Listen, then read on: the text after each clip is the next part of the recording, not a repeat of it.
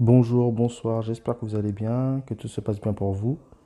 Alors l'audio du jour va se rajouter à ma playlist 100% Antilles, car comme vous le savez, aujourd'hui sur ma chaîne YouTube j'ai créé une playlist où je parle exclusivement de tout ce qui concerne les Antilles, à la sphère antillaise. Et le sujet du jour va être centré plutôt sur la figure de l'homme antillais ou du papa antillais.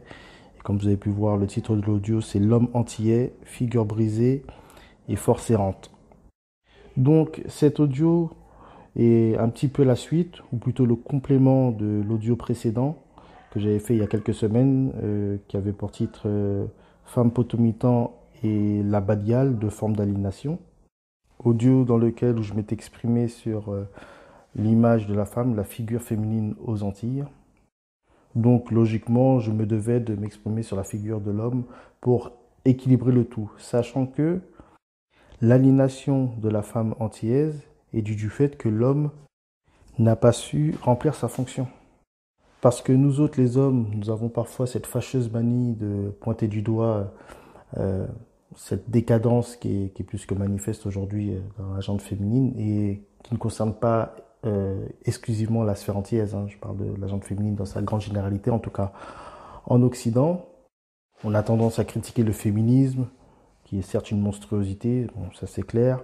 On critique aussi ce libéralisme, vous voyez, à outrance, très exacerbé chez beaucoup de femmes d'aujourd'hui. Cette sorte d'émancipation par le bas, comme j'ai pu le développer dans mon précédent audio. On se plaint aussi du fait que la femme ne veuille plus assumer son rôle de mère et qu'elle y voit malheureusement la maternité comme une contrainte à sa jouissance individualiste et mondaine, au détriment bien entendu de sa propre famille. Bon, il est vrai que tout ça est assez effrayant, c'est assez chaotique, assez catastrophique, et l'homme qui aspire toujours à une vie, on va dire, stable, bien cadrée et traditionnelle, est en droit de se plaindre. Il est tout à fait légitime de se plaindre de tout ça. Parce que la femme, c'est la mère de la nation. Si la mère n'est plus, la nation n'est plus, automatiquement. Mais il faut garder en tête que si la mère n'est plus, c'est parce que les hommes ont perdu leur verticalité et n'ont pas su remplir leurs fonctions. Je rappelle que l'homme et la femme, c'est une dualité, donc une complémentarité qui s'opère, et le masculin occupe le rôle de principe vis-à-vis du féminin. C'est-à-dire que tout ce qui est d'ordre essentiel ou masculin informe, et ce qui est d'ordre féminin ou d'ordre plus substantiel se conforme. Alors ce que je dis est un peu à prendre avec des pincettes parce que l'homme n'est pas pure essence et la femme n'est pas pure substance. Mais il est vrai que c'est le caractère essentiel qui prédomine chez l'homme, généralement, et que c'est le caractère substantiel qui prédomine chez la femme.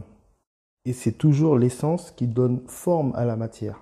L'essence qui occupe un rôle d'autorité donne forme et cadre la matière. Pour vous donner un exemple beaucoup plus clair et plus parlant pour tout le monde, je prends l'eau par exemple. L'eau qui est de caractère substantiel, donc qui renvoie plus au féminin et à la femme. L'eau se conformera toujours à une forme qu'on lui impose. Si vous mettez de l'eau dans un récipient, dans un verre, l'eau occupera toute la surface du verre. Donc l'eau occupera la forme ou épousera la forme du cadre qui lui a été imposé. Mais si l'eau n'a pas de cadre, n'a pas de limite, si toutes les digues ont sauté, et bien là, on peut vite tomber dans le raz-de-marée, quoi. C'est un raz-de-marée qui va tout ravager sur son passage et qui va détruire la société.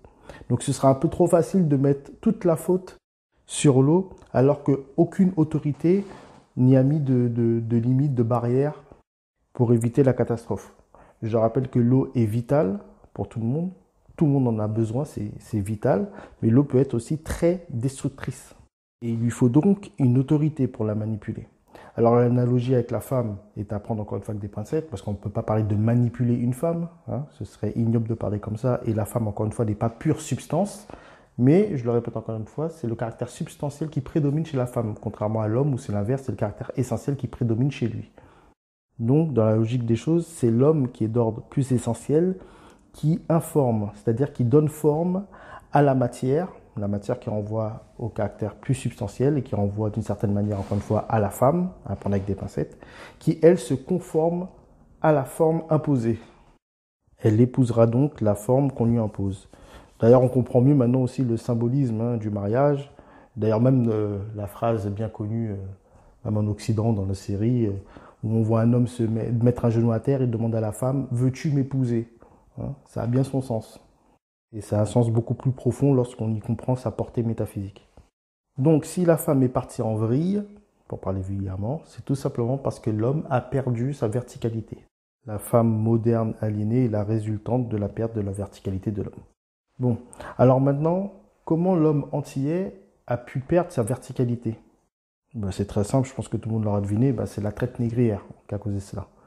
Parce que les hommes qui ont été importés sur la terre des Antilles sont passés d'hommes, c'est-à-dire à chefs de famille, prêtres de la maison, protecteurs, à un rapport avec le sacré de manière effective, transformés en animal.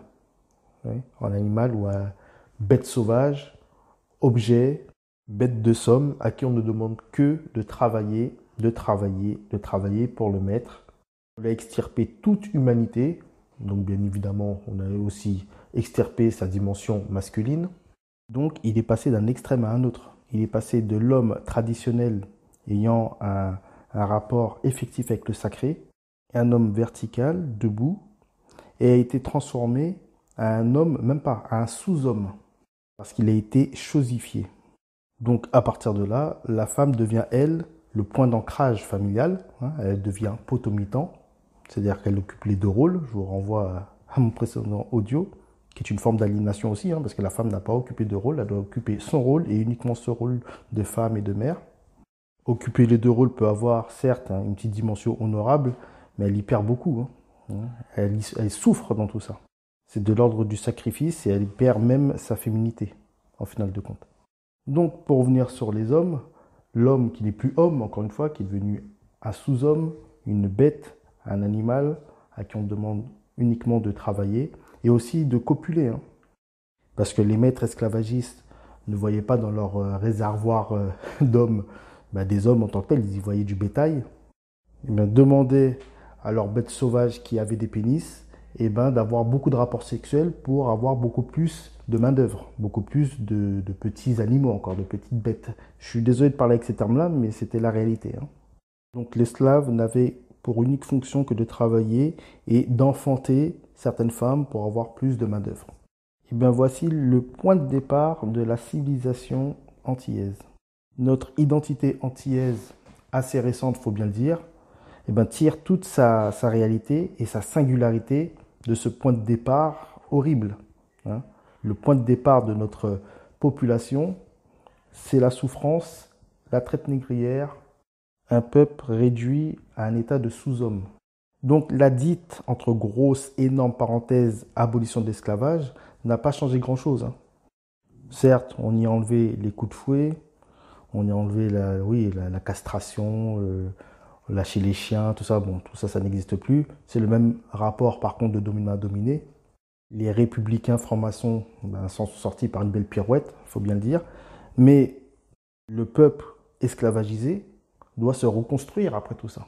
Parce qu'une bête sauvage que vous gardez en cage pendant des siècles et des siècles, et vous l'humiliez, vous l'écrasez, vous la piétinez non-stop et tous les jours, je vous garantis que si vous ouvrez la cage, si vous la laissez libre, elle ne sera pas libre pour autant, parce qu'elle sera totalement perdue. Alors pourquoi moi j'insiste autant avec ce retour à la tradition? Parce que les principes traditionnels permettront à notre peuple de se réconcilier avec notre humanité, avec ce que nous sommes foncièrement. Parce que beaucoup d'hommes antillais, et à juste titre, sont en recherche d'identité. Vous voyez, ils pensent que leur identité se résout uniquement, par exemple, que dans le Gwoka, pour qui j'ai énormément de respect, j'aime beaucoup le Gwoka, il n'y a aucun problème. Mais ils pensent que c'est régi que par le Ka, vous voyez, la sonorité du Ka. Il y en a d'autres, c'est des exemples tout ça, mais il y en a d'autres qui vont se retrancher dans la négritude ou dans l'africanité. Ils pensent que s'identifier au continent de là où ils ont été déportés, c'est s'émanciper du maître, vous voyez, c'est s'enraciner. Alors c'est un enracinement, certes, mais un enracinement horizontal. Et l'enracinement horizontal n'a absolument aucune réalité si elle est prise isolément. Elle doit tirer toute sa réalité de sa verticalité. Ce qui fait de nous, c'est notre rapport avec Dieu. Nous sommes des êtres divins. Donc c'est notre rattachement avec Dieu qui fait de nous ce que nous sommes. Donc affirmer son africanité ou son indianité pour les Antilles, c'est très bien. C'est légitime, c'est très bien. Mais ce n'est pas une fin en soi. L'Africain de l'époque, d'ailleurs l'Africain ne veut strictement rien dire, il n'y a pas d'identité africaine, c'est beaucoup trop large et ça concerne beaucoup trop d'ethnies, de peuples, de clans, bon. Bref. Mais en tout cas, les peuples africains s'identifiaient à leurs pratiques traditionnelles spirituelles. Ils n'étaient pas qu'africains, vous voyez. Bon. Tout cela pour dire qu'il faut se réconcilier avec le sacré, retourner vers une pratique effective et traditionnelle. Et je renvoie les auditeurs à réécouter mon audio qui s'intitule Retour à la tradition, que cela veut dire exactement. Parce que si ce retour ne se fait pas, eh ben nous allons continuer à entretenir cet héritage mortifère de la traite négrière. Vous remarquerez que beaucoup d'hommes antillais affirment leur virilité par leur nombre de conquêtes. Coucher avec le maximum de femmes possible, pour eux, c'est affirmer leur virilité. Ils se sentent hommes comme ça. Parce que c'est la traite négrière qui nous a fait miroiter ça. C'est le maître qui était content et qui félicitait le nègre, excusez-moi, en disant c'est bien, tu m'as rapporté tant d'esclaves, t'as engrossé combien de femmes, c'est super, je te félicite.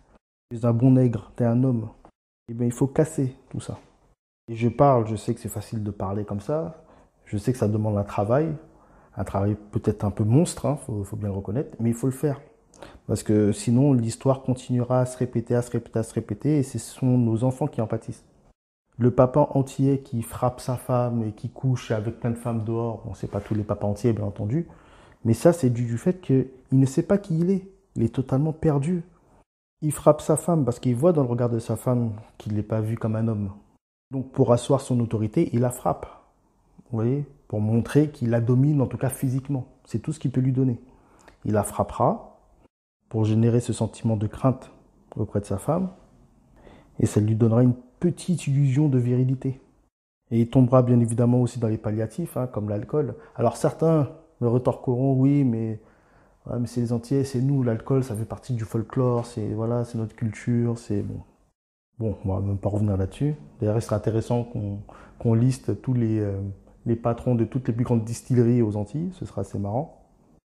Mais pour revenir sur cette consommation d'alcool à outrance, c'est pour oublier sa condition, hein. Rien de plus. Hein. Encore une fois, je ne parle pas de tous les hommes entiers, hein, vous m'avez bien compris, hein, ni tous les papes entiers, on est bien d'accord. Mais on sera quand même d'accord que beaucoup seront concernés par ces propos. Toujours est-il qu'on ne peut pas imposer le respect dans ces conditions. Ce n'est pas possible, même auprès de nos enfants, vous voyez, des futures générations. Ce n'est pas possible. Asseoir son autorité masculine et virile uniquement que par sa force physique, c'est éphémère, c'est un temps.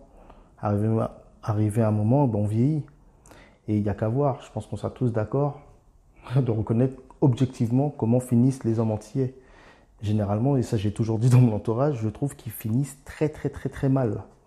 Parce que lorsque Dieu nous accorde une vie assez longue, on arrive en fin de vie face à ce qu'on a laissé, face à nos choix.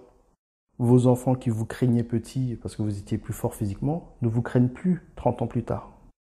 Votre capital séduction dégringole terriblement. La vigueur sexuelle en pâtit terriblement également. On arrive aussi avec des très gros problèmes de santé après tout ce qu'on a ingurgité. Tout ce dans quoi vous avez centré votre humanité lorsque vous étiez plus jeune, lorsque vous étiez dans la force de l'âge, s'évapore. Donc on finit avec plus rien du tout. Et j'imagine à quel point ça doit être extrêmement, extrêmement douloureux d'être conscient de ce néant qui nous habite, surtout en fin de vie. Bon, je sais qu'en région parisienne, les Antillais, on les appelle les Timals. Et les Timals, ou du moins les jeunes Timals, sont plus ou moins les jeunes qui ont gardé l'héritage de tout ce que j'ai pu développer juste avant.